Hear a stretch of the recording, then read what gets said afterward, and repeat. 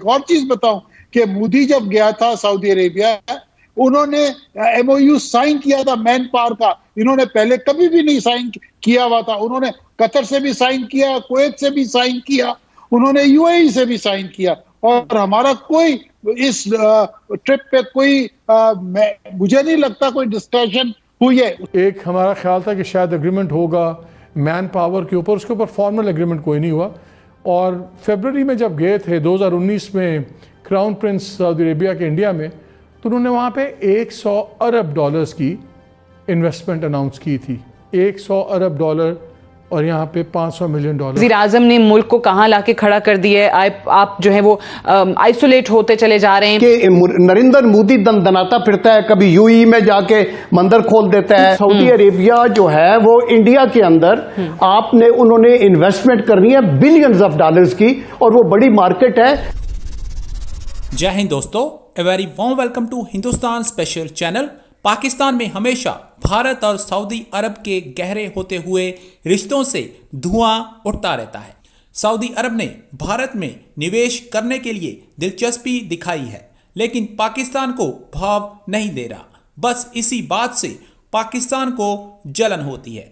आज की वीडियो में पाकिस्तानी मीडिया ये बता रहा है कि सऊदी अरब ने भारत में अरबों डॉलर्स का निवेश किया और हमारे यहाँ कोई इन्वेस्टमेंट नहीं आई। बस इसी बात से पाकिस्तानी मीडिया का रोना धोना शुरू हो गया है। दूसरी तरफ पाकिस्तानी मीडिया यह भी बता रहा है कि भारत के सऊदी के साथ मैन पावर पर कई समझौते हुए हैं, लेकिन हमारे साथ मैन पावर पर सऊदी ने एक भी समझौता नहीं किया।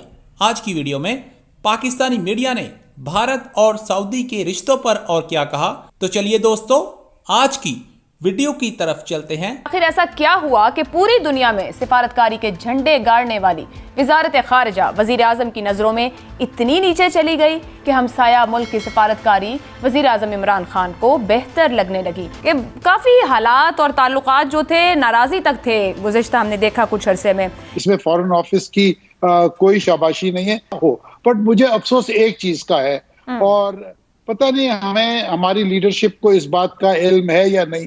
देखें, पाकिस्तान और सऊदी अरेबिया का हम यहाँ से एक्सपोर्ट करते हैं ह्यूमन रिसोर्स, जिसके अवज में हमें $6.5 बिलियन अप्रोक्सीमेटली साल का आता है, और हम उनसे तेल लेते हैं। ये दो चीजें हमारी एक्सपोर्ट और इंपोर्ट है।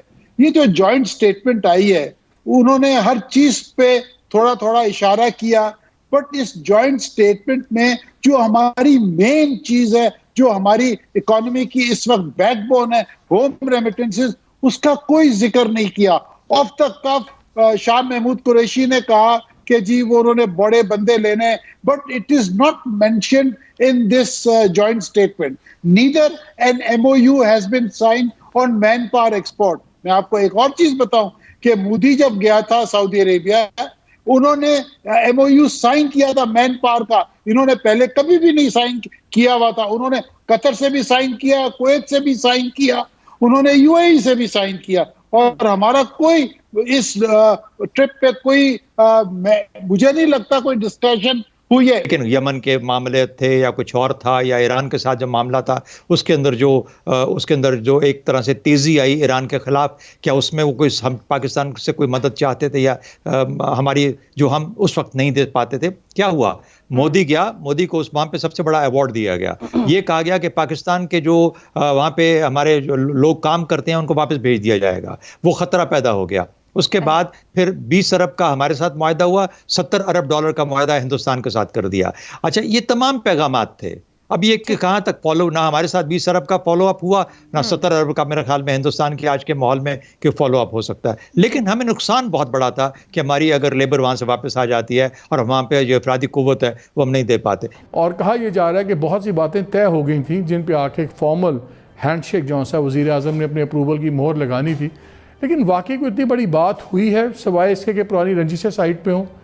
बात हुई है $500 मिलियन की इन्वेस्टमेंट करेगा सऊदी अरेबिया पाकिस्तान में 2-3 शोबों के अंदर। एक हमारा ख्याल था कि शायद एग्रीमेंट होगा मैन पावर के ऊपर, उसके ऊपर फॉर्मल एग्रीमेंट कोई नहीं हुआ।